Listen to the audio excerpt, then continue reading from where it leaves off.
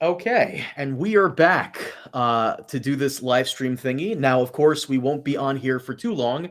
We're gonna try to aim for like about an hour or so, because I know Preston's on vacay, and there's a little bit to talk about, not too much. It's been quiet on George's end, but the community has not been staying quiet.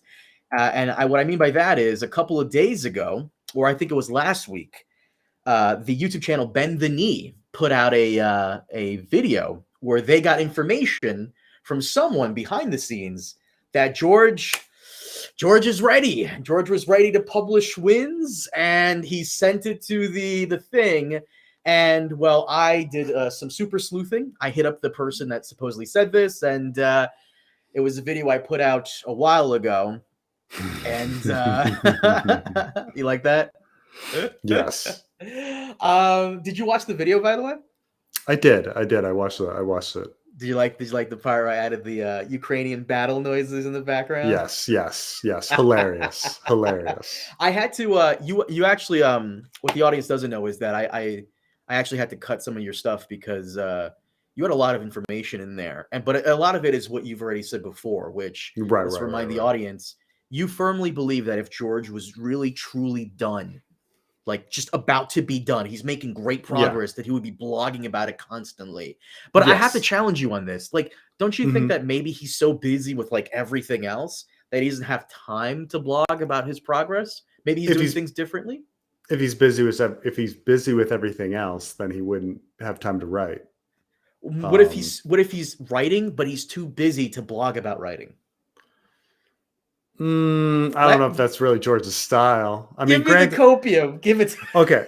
The only cope that I can give is that George, who is normally super, like during Feast and Dance, he's giving updates about his progress constantly, and there just hasn't been much in terms of updates with regards to the Winds of Winter.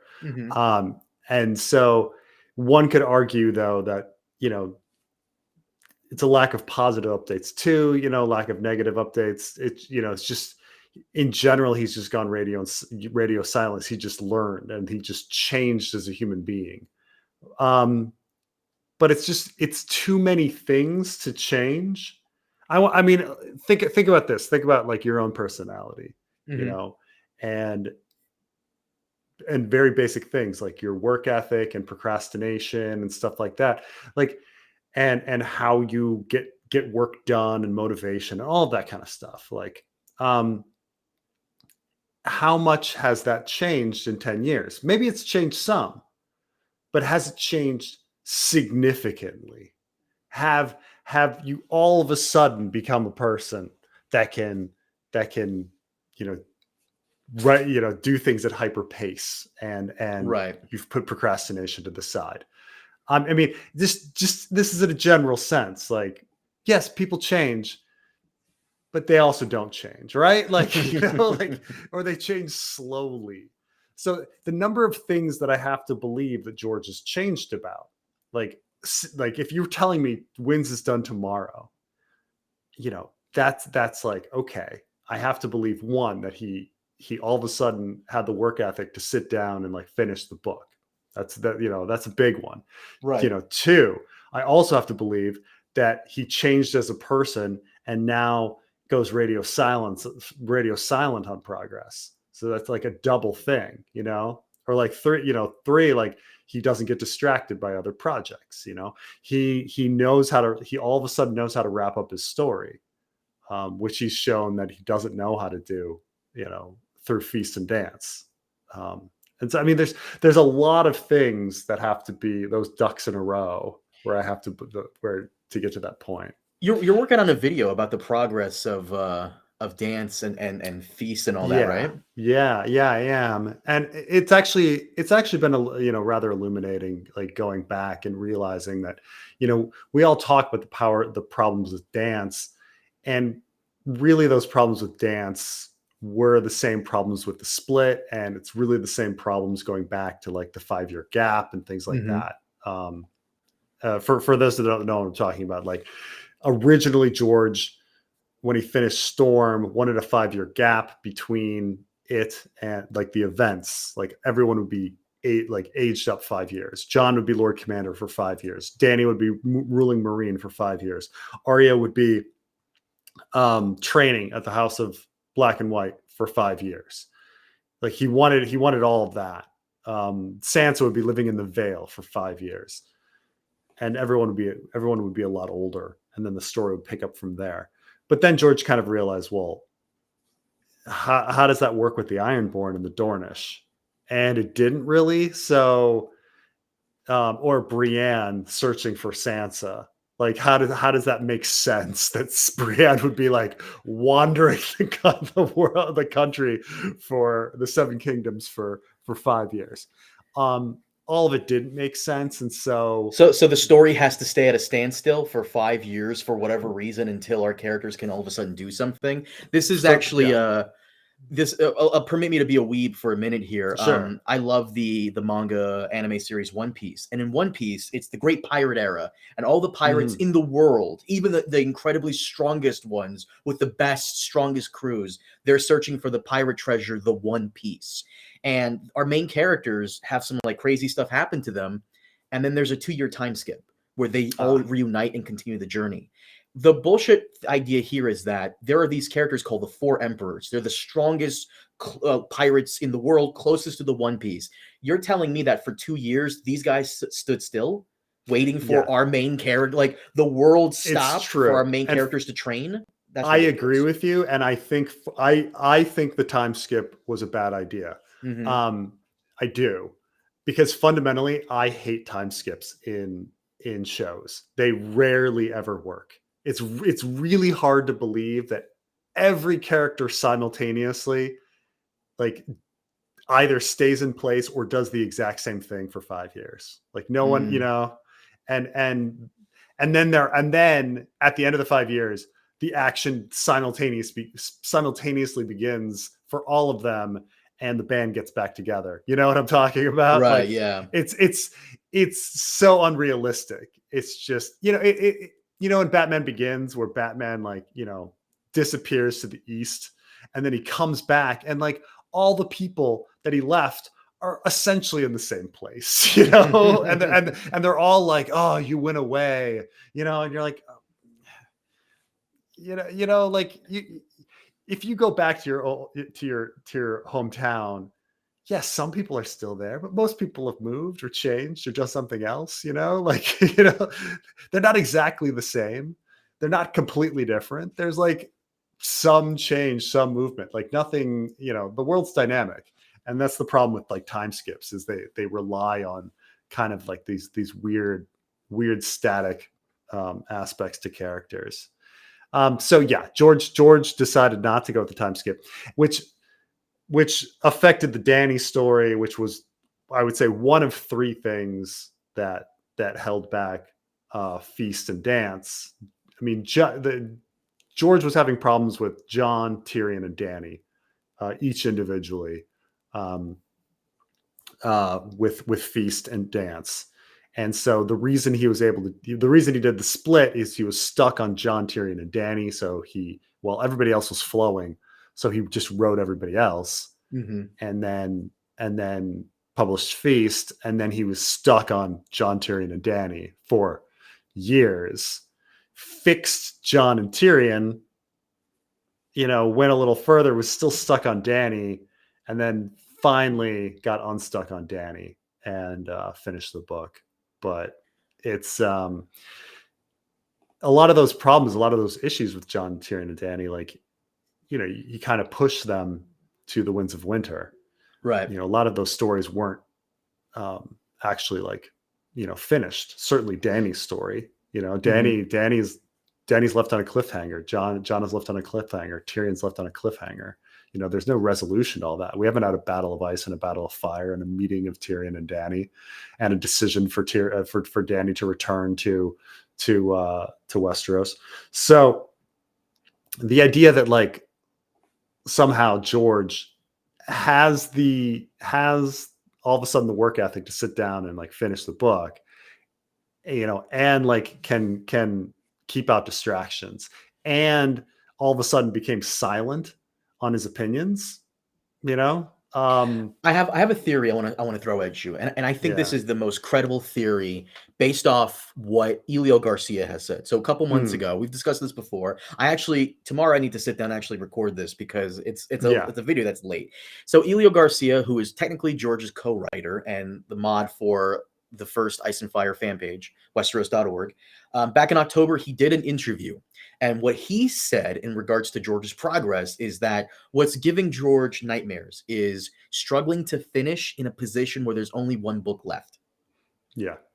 So here's my theory. I think George has thrown something at his publishers, but it's too many pages, and they're trying to convince him to split it in half. Because the new thing nowadays from a lot of these other Ice and Fire YouTubers coming up is that George is trying to split the book. And he doesn't want to do that. He wants to be put in a position to where the next book ends it.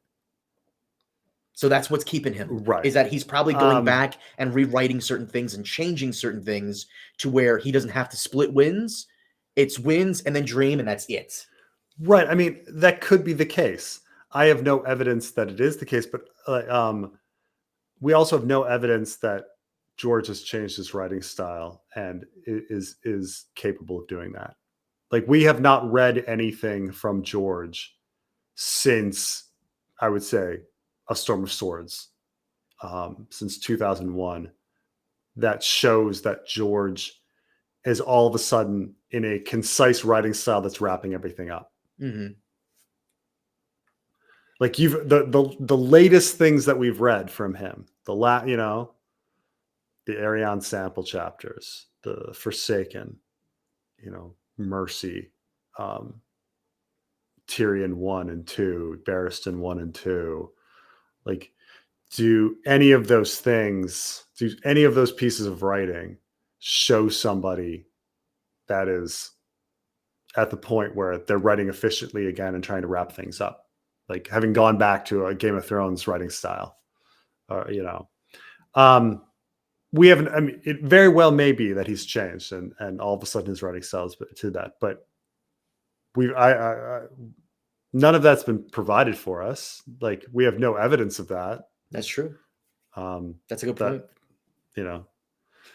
That's a good point. That's something Elio said in his interview about George, that George loves adding lore, loves adding what Elio calls color to the world. He loves putting that stuff in there. I think it's a procrastination technique. I mean, you're spoiling my video that I'm going to be making, but yeah, it's a procrastination technique where, if you can't figure out if you can't figure, let's say you're writing about James Bond, like trying to escape from a Blofeld prison, right? And you can't figure out how to get James Bond out of that prison. Well, you can write about how shiny the bars are, and you can write about the fierceness of the shark, and you can write about the spectacular brilliance of the crystal with the laser, and you can keep writing and writing, and we can talk about the last meal that they fed James Bond, which was a rare steak simmered just on the outside, still bloody, and when James cut into it, the juices went into the bottom. This is starting to sound like Tyrion and Jorah.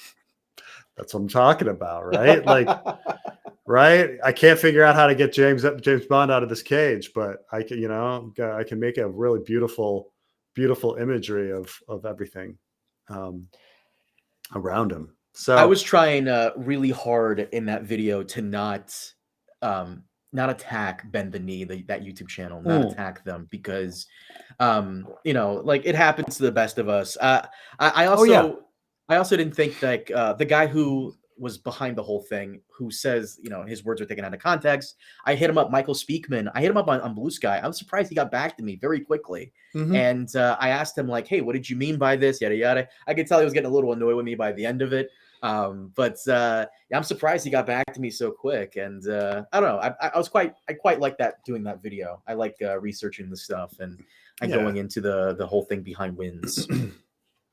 I mean, if you want me to be super positive, I can say that, like, the year 2010 was like an incredible, year for George, and he wrote incredible work.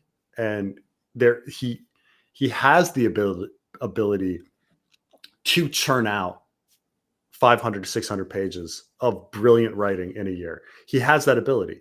Because it happened in 2010.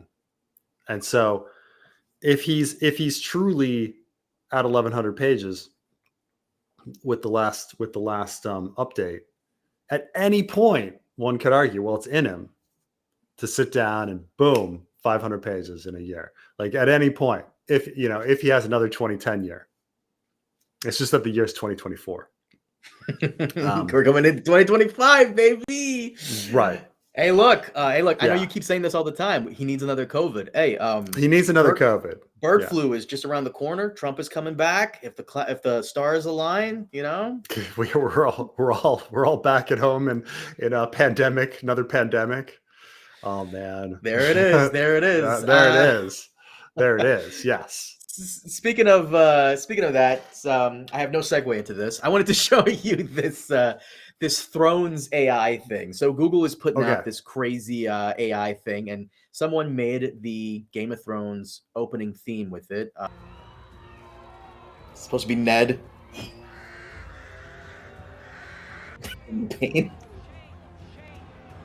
Cersei.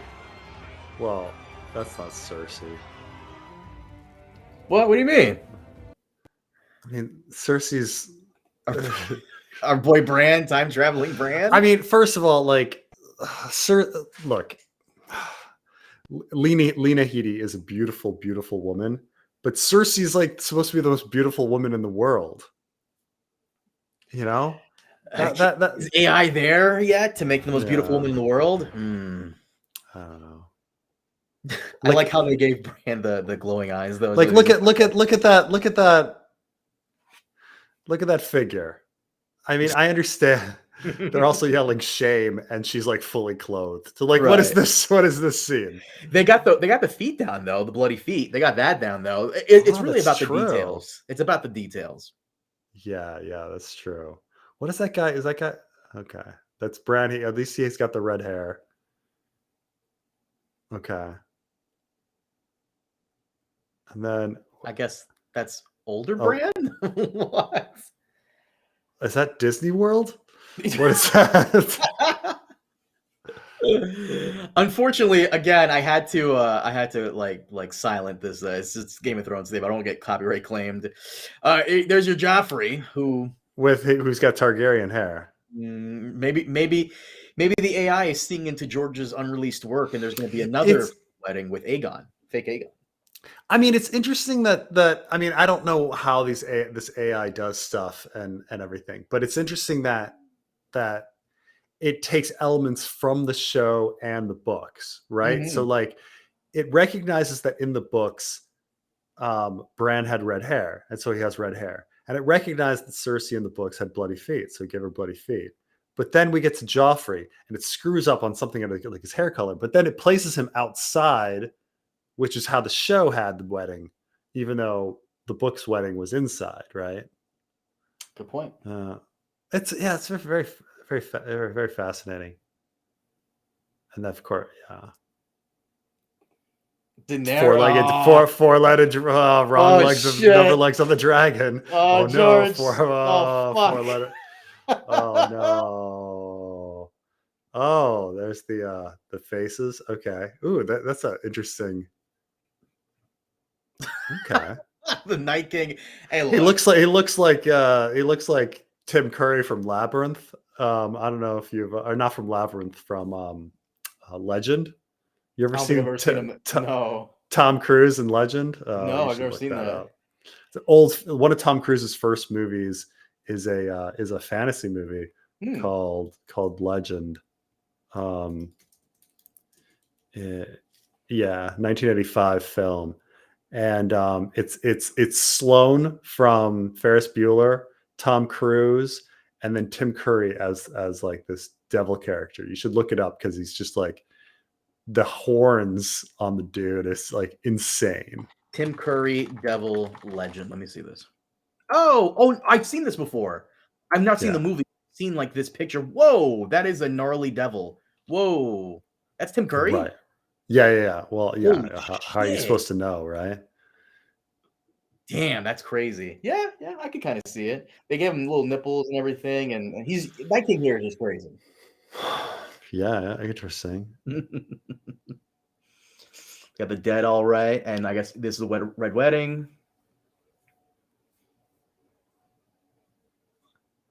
That's just such a weird. That's so weird. I know.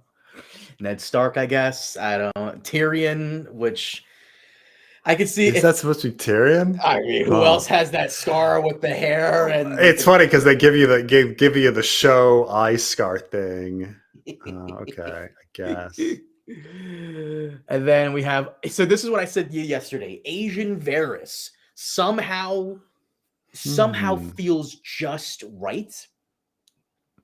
I guess. I mean, and it might be because they had him wearing kind of Eastern style robes in the show. Yeah, of course they have him wearing Eastern style robes. He's from Essos. Right. Yeah, I mean, I guess in the sense that, like, I mean, in the sense of orientalizing, like when we say foreign, do we immediately jump to thinking of the Orient as when I say orientalizing, I'm going Far East, not Near East, because there's confusion on that. But like, like Varys is foreign. What's foreign? Well, I guess foreign is Far East or something. I'll take the audience's reaction on this. What do you guys think? Asian Varys, for me, just feels right. I don't know. Like, it feels like this is it. This feels right. I don't know. For me, I mean, historically, the eunuchs at court were actually Chinese and Turkish are the cultures that used eunuchs at court, in positions of power. But yeah, the idea being that this is the funny thing is the reason that they were used as advisors is if you were castrated, the idea is, well, you don't have children you don't want to overthrow and grant power because you have no heirs to pass it all down to, was the theory. And wasn't it that, and also because the emperor didn't want the eunuchs messing with their concubines?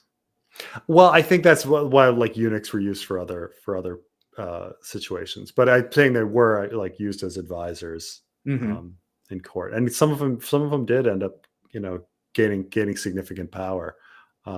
But this idea that that no one would ever want power for themselves, like the only motivation for people was like to pass to their children, is such a very interesting like notion, But anyway, continue. Let me see here. Asian Varys, dragon forearms again. I know. Again, not bad. Again, not enough swords, but yes. So weird. This thing here. We're getting to a point. We're getting to a point where, like, hold on, 1, 2, 3, 4, 5 fingers. Yeah, we're getting to a point where it's getting good. It really is getting good. Like, I'm getting a little afraid here. Eventually, we're going to be at that point, Preston, where we could possibly do season 8 the way we intended. Because every asshole and their mothers has their own version of season 8. I do not believe so. You're crazy. Look how good the voices will be an issue.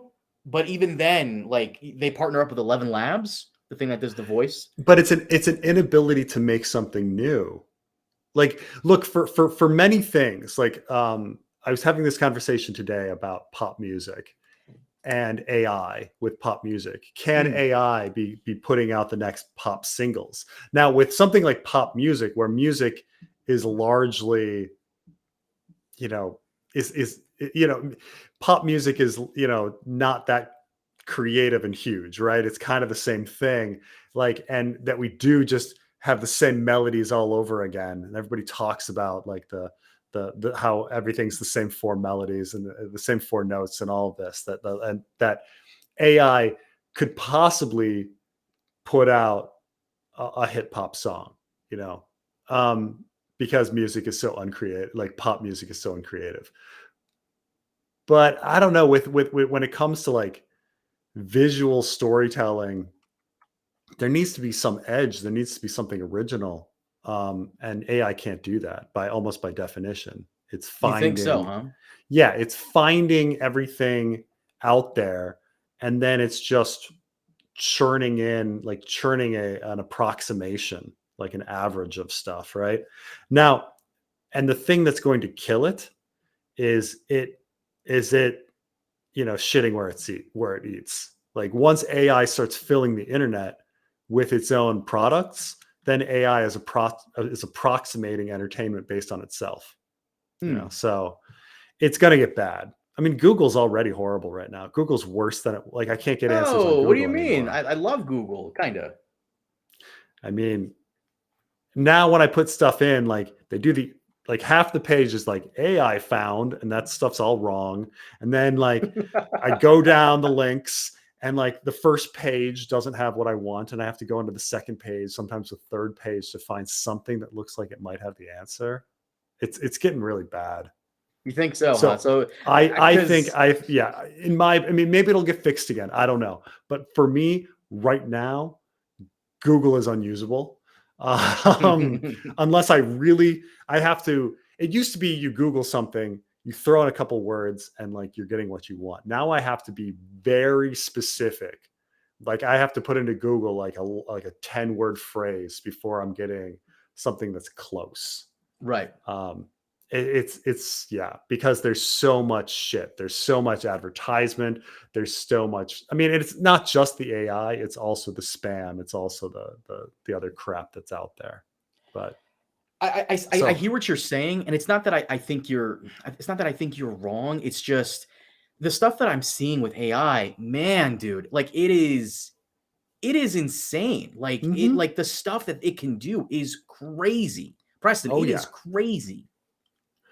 I mean, look, I hear you. Like when people show me these like AI trailers, like now the realism of what the human looks like is pretty incredible. And like the deep faking definitely going to be a problem. Like deep faking is already a problem. Like did I have a conversation with you, or was it on a stream where I was talking where I watched a video about how the movie Serenity doesn't make sense anymore? Oh yeah, no, you were having that conversation with me on stream last week. Yeah. So like, the movie Serenity doesn't make sense because the movie Serenity like ends with like them with the government having a video that's leaked about some, experiment they did. And then the whole like, they've been exposed and now there's going to be change. But it's like now, if that happened today, everybody would be like, that's a deep fake, or like half the people would be like, good that there was an experiment, like, because we're all on sides and whatever. And so they'd be like, no, that sounds like it was great that there was a situation where they introduced stuff into the atmosphere to calm people down, and then it made a certain percentage into reavers. Like, good. And everything else, no, that's deep fake. That was placed, or they'd flip it around and be like, that wasn't the government. It was actually the rebels the whole time. Like somebody would like change the narrative, and so you're like, okay, that's true, because like, it's whatever. I mean, it's like how people are like, oh, January 6th was actually done by like Antifa. And you're like, okay, it was what? Like just switch it around, right? Right. Can I counter what you said about the song thing? Because I don't know, like AI and the song thing. You don't think so? I mean, the song, like I say, like pop music isn't that original. So maybe they can Can I give you something that like you might change your mind? Okay. Is that okay? All right, sounds good. 1 second. Let me upload it then. It's gonna take a minute to process. I I just, did I this. just, I just don't know about like visual, like storytelling and visual media. Like Oh no, of maybe course, I of don't know. course. I You know. but while we were talking, I did this. Let me put it up here. Can you? In a small town by the riverbed lived a man named Preston, my old friend. He'd sit by the fire with a book in his hand, worn pages of Westeros, a mythical land. He'd talk about castles and Come dragons on, and you Prequel, fucking love that. knights in the north and the men who believe from Winterfell's walls to King's Landing stone in his heart. Knights in the North. Preston Jacobs would dream so wide, in his mind he'd take that ride from the small town roads to the Seven Kingdoms roam, lost in the tales of Game of Thrones. Yeah, baby. Oh, good with that. Come on. You're out of your I don't know. mind. I mean, I don't know if Baltimore is a small town and the Knights of the North, but I get what you're saying. Like you're telling me all you got to be is like add 10 years. Like where are we? Yeah. I know. By the way, the prompt I put in here was a country song about a man named Preston Jacobs, in quotes, who loves Game of Thrones. If you wanted me to put in like Baltimore, I could put a country song about a man named Preston Jacobs from Baltimore who loves Game of Thrones. I could put that you're a YouTuber, and it will do it. Yeah. Come on, that's so good. Come on.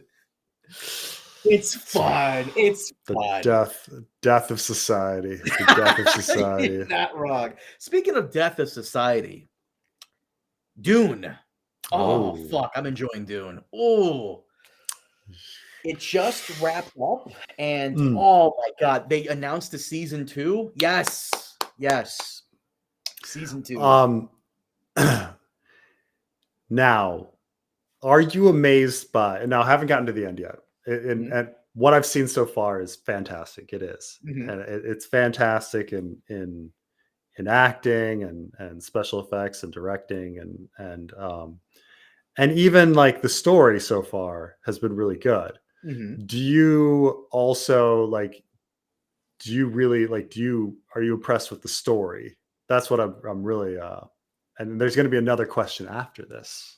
The story story is fine. I think it's good. I had to explain this to other people. If you're expecting like giant worms, giant space battles, Zendaya and armies crashing, you're gonna be disappointed because that's not how it ends. This is a more like secretive, because it's the Bene Gesserit, so we're expecting like secretive like monk ninja nuns to. Like, it's people having conversations in rooms. I mean, it's, basically, yes. Yeah. So now that you like are okay with the story and everything, the fact that this is based on Kevin J. Anderson and Brian Herbert's work, not Frank Herbert's work, does it make you curious about Kevin J. Anderson and Brian Herbert's like Dune novels? Actually, yes.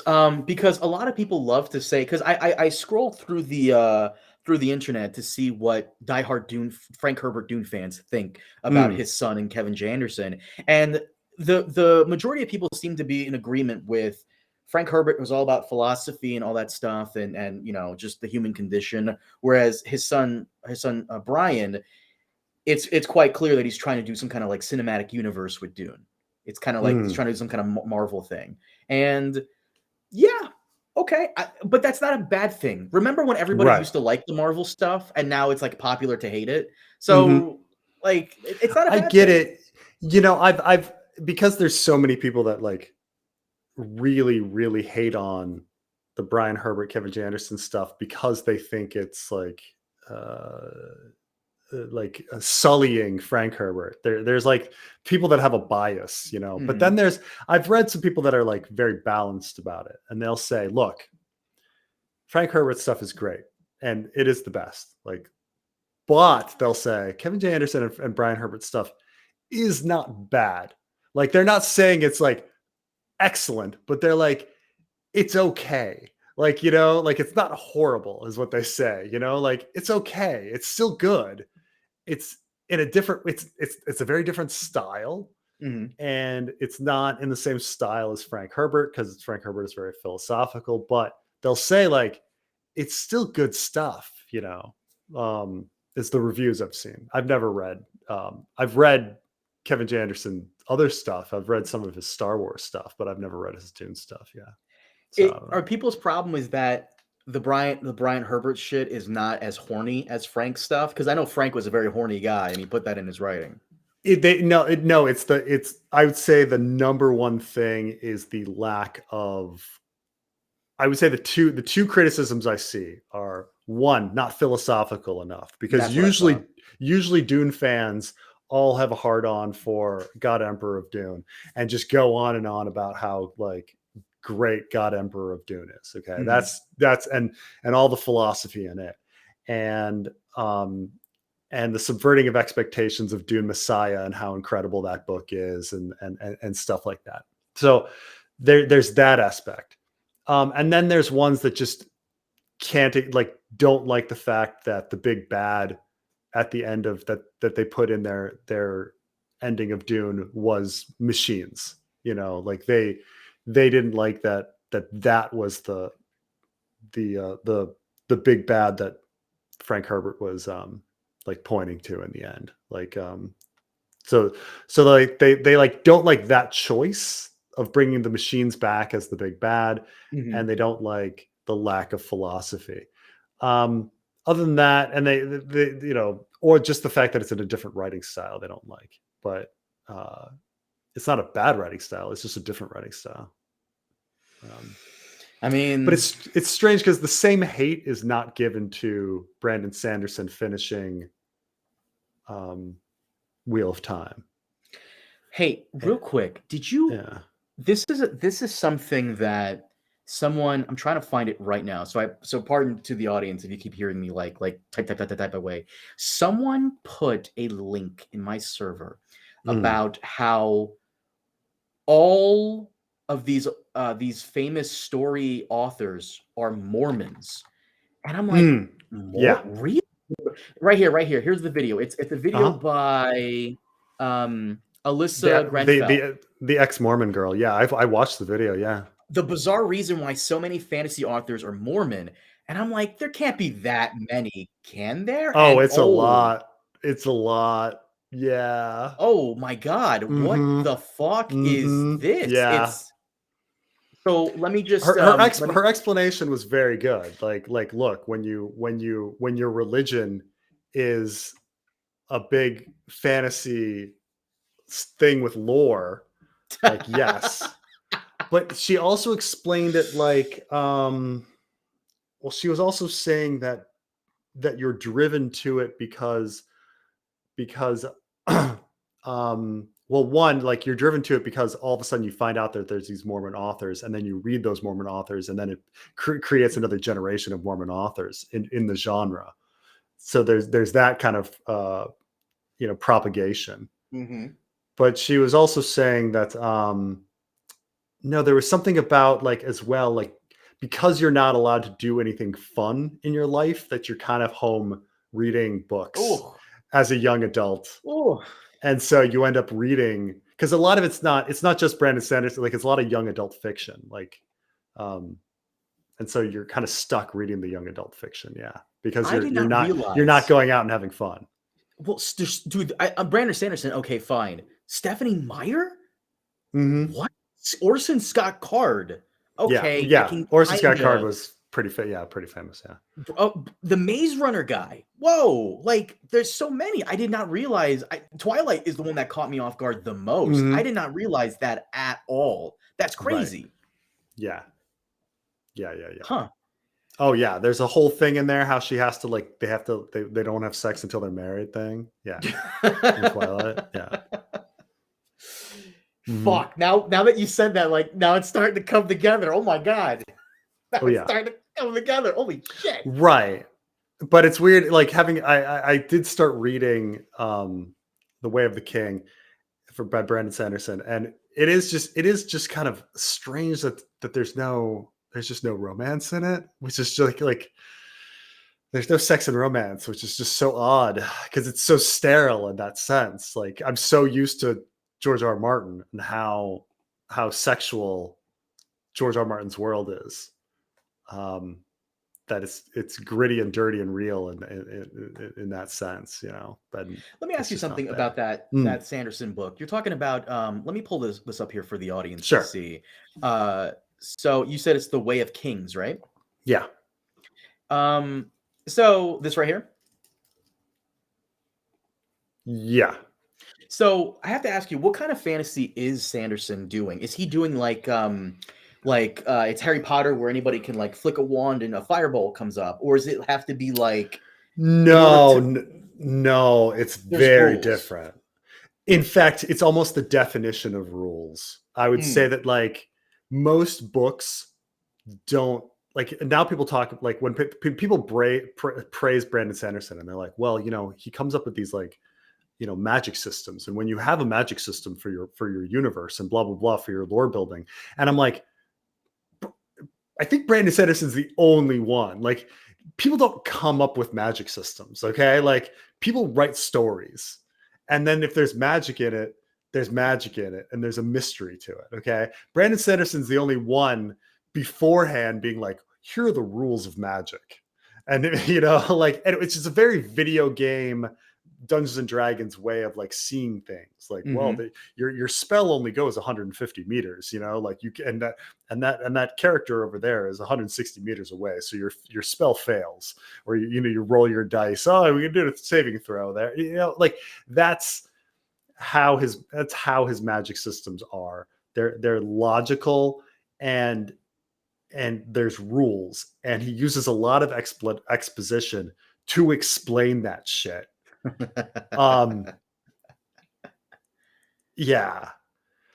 Well, like there's none of that. There's not like even like for someone like me who's like analyzed Ice and Fire and of like my brain has kind of come up with George's magic system, which I believe is telepathy and telekinesis, but even that's not a system. It's just sci-fi stuff and like what's what you're capable of doing. Like, well, you can animate the dead and like shift your face and body swap with a wolf, or you know, send your like mind into a wolf. But there's not really a system.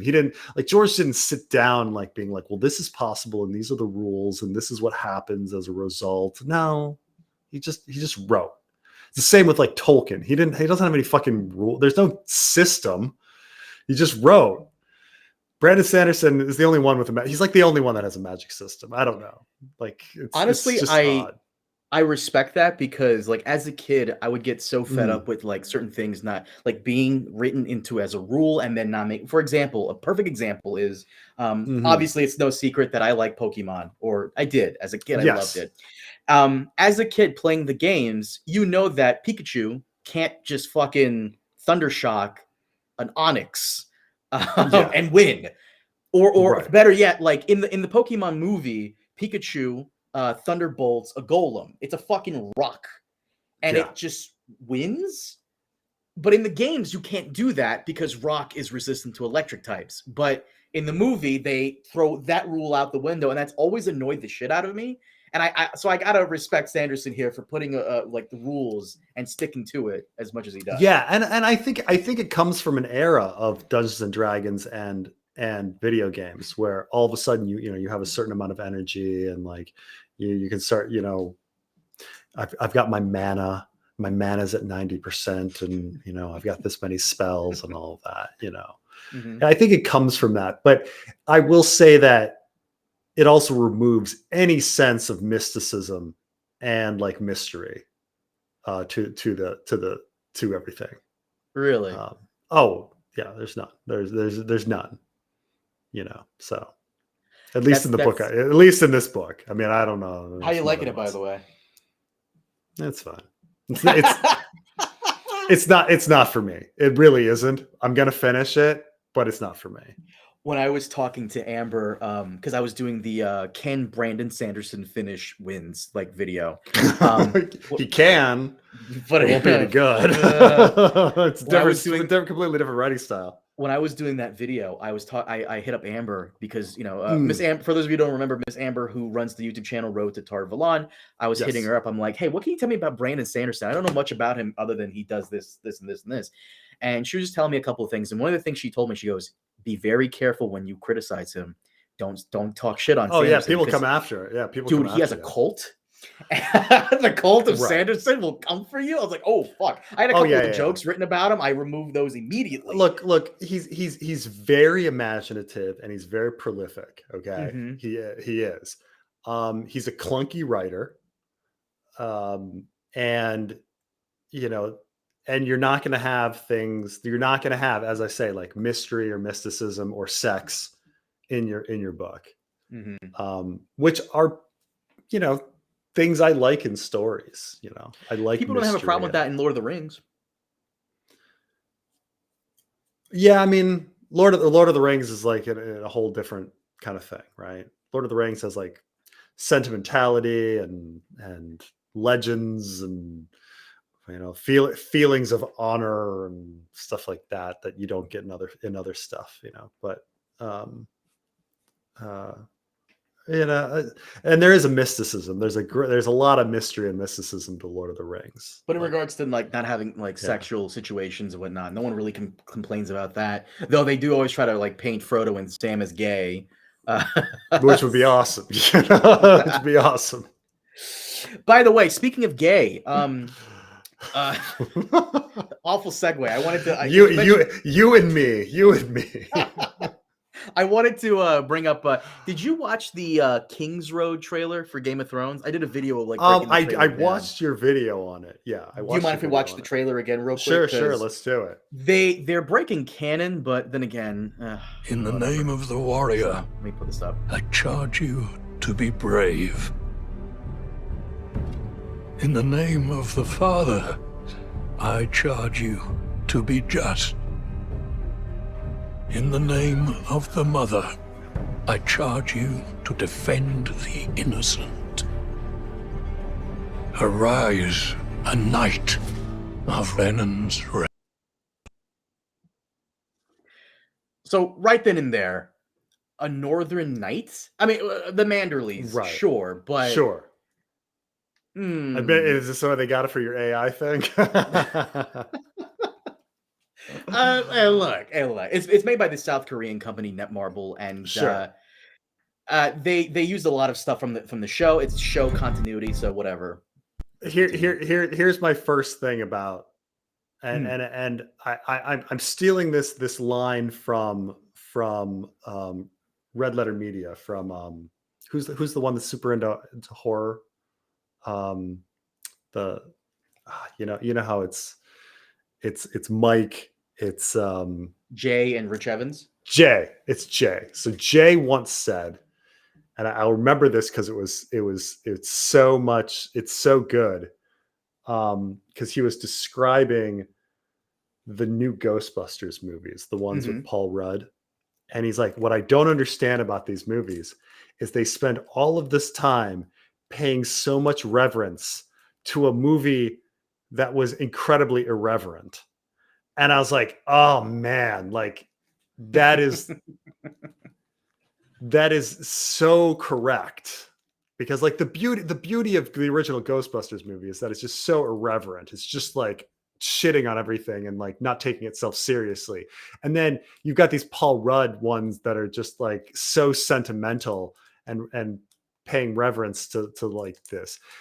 That trailer is the same fucking thing. Is what, like, the thing about Game of Thrones and A Song of Ice and Fire is it's filled with shit and stupid jokes and sex, and it's just ridiculous. It's violent, ridiculous, crazy. It's full of life, right?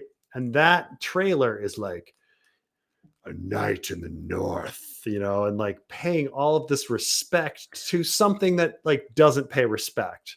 Like that's one of the things that we love about A Song of Ice and Fire is it doesn't respect shit, right? It shits on everything. Well, there's more. This takes place around season 4. There's more here that's going to be ridiculous. All right, let's do it. Castle Black is the only thing standing between the White Walkers and the Seven Kingdoms. We could use your help. I'm nothing but a that's Kit northern Harington. bastard from a powerless house. Don't underestimate northern bastards. Someone must gather the support of the great houses. Attaining your father's name will be hard. Making your own will be harder. It is up to you to decide which is more. So they're clearly in the north. They're clearly in Westeros. Yeah. When the fuck did Drogon or any of the other dragons ever come to the north? It's Game of Thrones. You gotta have a dragon get in there somewhere. What's Varys doing there? Like I don't know. Right. He doesn't get to Winterfell for quite some time. Not in season 4. Is more worth your while. So maybe we have to see. Modesty won't get you very far in King's Landing. Do at least try to feign a little arrogance. We find it far more familiar. You've seen the White Walkers yourself. You know what they can do. They have to be stopped.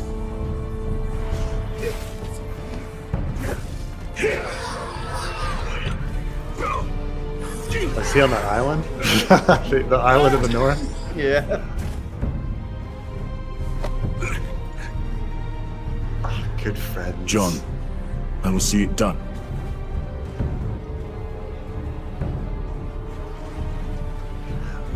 Like it or not, winter is coming. He said the thing. He said the thing. They said the thing. Look, it doesn't look bad. I actually saw doesn't gameplay. I did a video on the gameplay. The gameplay actually looks pretty cool, but the fact of the matter is that it's a goddamn mobile game, and fuck mobile games. Yeah. Well, What did you think? Would you, if it was on? Well, if it's a mobile game, which means you of all people could definitely play it. Would you? I mean, I'd play it for like our channel, but I don't know if I'd play it independent of that. Like, I wouldn't play it independent of that. No, because the gameplay actually doesn't look that bad. It looks like a hub game. For those of you who don't but understand, it does look like just a slash and slash, right? a hack and slash. Hack and slash, you know what I'm talking? Hack and slash game, right? Like so that you're the original hack and slashes were like back when the arcades were around, right? You used to be able to. There are Ghosts those and ones Goblins? well, no, I'm talking like. Do you remember the like you'd play like it would have 4 joysticks. And it'd be like Marvel superheroes, right? Oh yeah, and you just pop quarters in, and then everyone would hack, and then they die, and you pop quarters in to continue, and then you just keep going, right? There was no like skill to it. You just like slash, get hit, slash, get hit. That's what it seems like here. That you're just slashing. Well, if you like in the gameplay, it looks like there's a bit more to it than that. You can pick like classes and whatnot, which is basically what this guy is, like a heavy berserker guy, and then there's a knight, and then there's the girl, she's the rogue, and it looks like a hub game. And for those of you who don't know what that is, a hub game would be like you can visit Winterfell and the areas around Winterfell, but you can't visit all of Westeros. That's what a hub game is. So it looks like we're going to go to Dorne.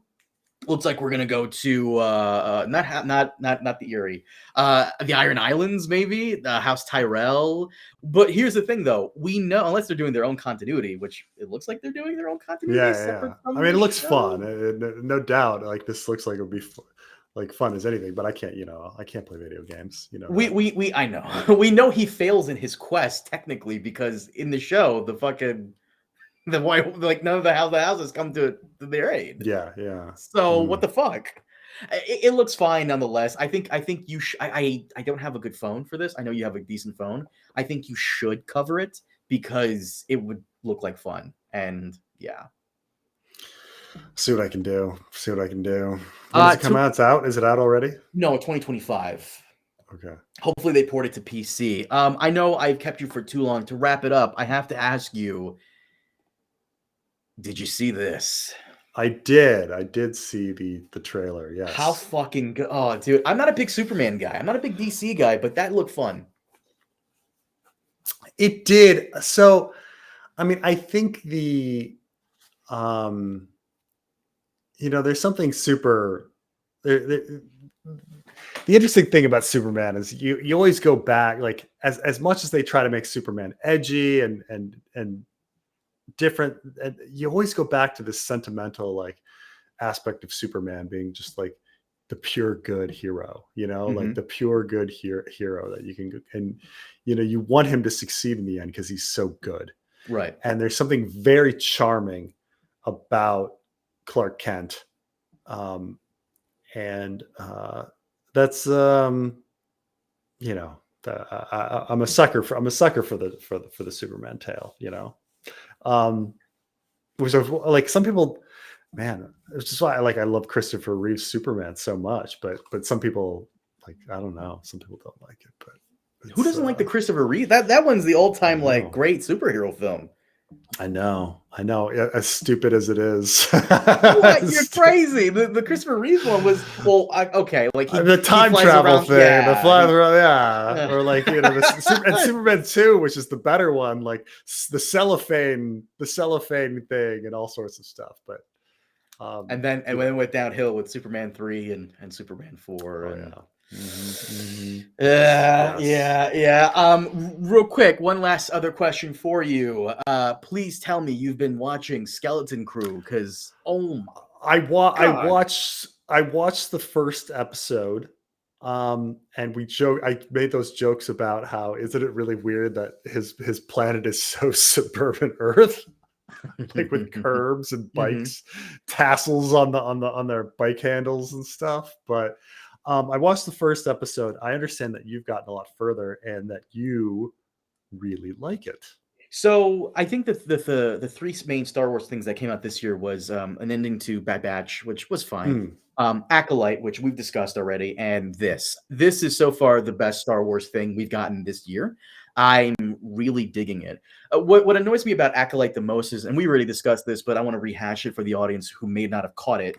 The best thing about Acolyte was nothing that had to do with the A or B plot. It was like the plot in the peripheral view.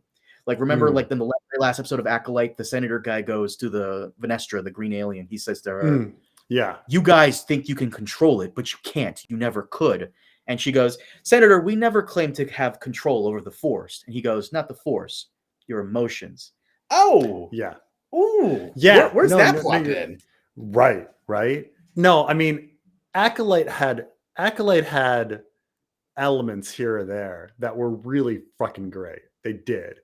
But the whole thing was just kind of mediocre and by and large forgettable. I think it was, they kept killing off the likable characters, and by the end you just you had our main guy, our Squid Game guy, and then he gets fucking killed off. So why would I keep watching this show? Everyone I liked is gone. Like, everyone I liked is dead.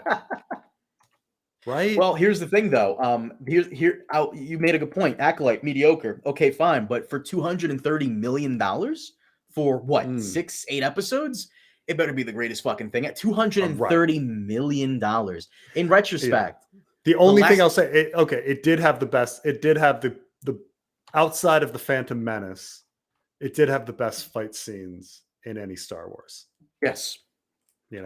When he's slaughtering those Jedi, that was freaking sick. And I know people, but just the creativity of the fights and how they're using the Force, like the cortosis and all that stuff, like how he shortens the light. We've never seen that on screen before. It was really good. And again, there's another peripheral view like moment here where one of the themes they should have focused on is like that the Jedi have gotten complacent. They've gotten lazy. That's something we see like later on with multiple like different books and games and whatnot touch on this. The Jedi of the Old Republic were lazy because the Sith had been gone for so long.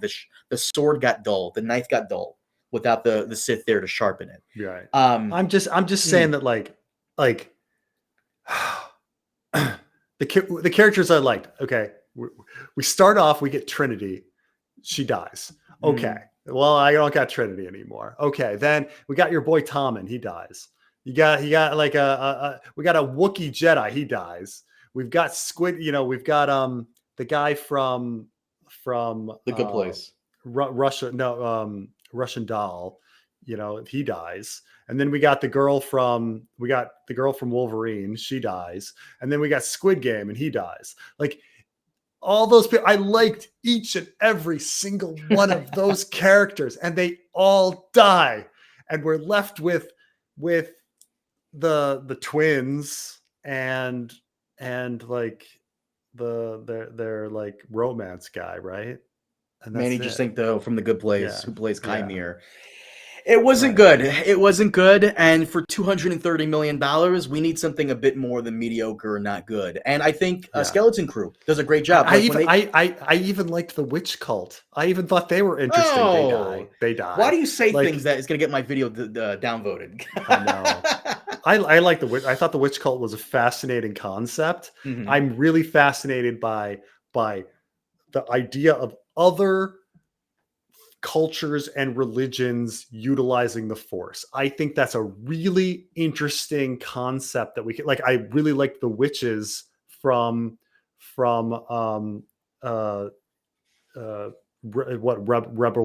season 5. What is it? What was Ahsoka. it? Ahsoka. Right. Yeah. Right. I really love those witches. They die.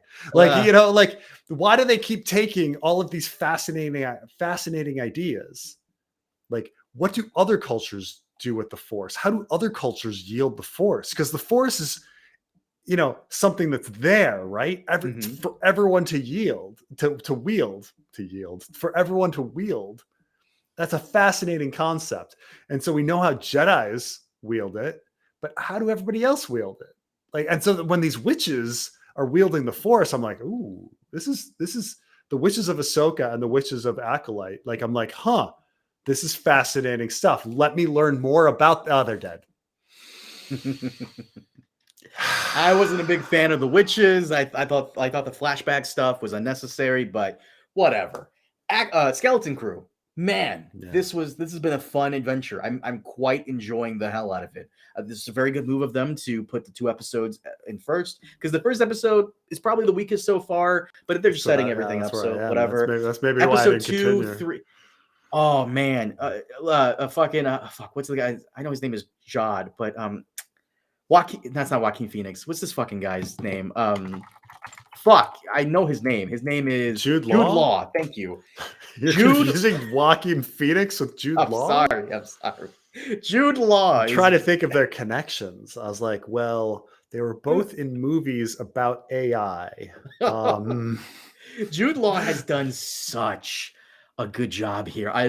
He's such an asshole, and I love that he's such an asshole. And even the robot has. So I will grant that when you put a professional in the fucking room, like the Squid Game guy, who, by the way, doesn't even fucking speak English, and learned English for this. Learned English for, like, he's so fucking good. His facial expressions are just like, I don't understand your fucking language, but I can do fucking like facial expressions, and you're like, oh my god, he's so fucking good. When you get a fucking professional to do a job, Jude Law is fucking incredible. Right? You have to continue. I'm really liking Skeleton Crew. I think you can watch it with your kids. It's not like scary or anything like that. Like, it's a pirate adventure, and really, when it says a Star Wars adventure, yes, it really is an adventure. They go like to a lot of places. I'm having a really good time with the whole thing. It's not too serious. It's people keep saying it's the Goonies in space. Yeah, but I'm getting more of a Lost in Space vibe. Because you know how, like, in Lost in Space, they're literally lost in space. They have like the spaceship and even the robots. Even the robot has his own catchy catchphrase. Like in Lost in Space, it's "Danger, Will Robinson." Here is okay. Here, let me test if it's Star Wars. Is there, how many Rhodians are there in the show? I'm sure there's a couple in the background. I think there was actually in the opening scene with the pirates. I think there's some Rhodians, and then I think at their school there's some Rhodians. Yeah, but okay, there's plenty of Rhodians actually. Okay, I'm like, how many lightsabers have there been so far? 1. Oh, okay. And then I'm trying to think, how many farts have there been? don't think there's been any. Oh, that it's not Star Wars. There's got to be a fart or a burp. You know, it's A got to burp? be like Yes, a lot of of course. Okay, yeah. Yeah, there's some slapstick here. Jude Law is just a great character in this. Like you want to hate him, but you can't because he's so lovable. He's Jude Law. So Okay. I highly recommend it to you and the audience. It's good, and for your kids, it's good Star Wars fun. Preston, I've kept you for too long. Do you mind if we wrap it up here? Sounds good. Guys, thank you so much for joining us. As always, we will see you all next time. Thank you for joining us. If you'd like to support the channel, Patreon, YouTube memberships, all that good stuff, I'll leave the link in the description below. Have a good one.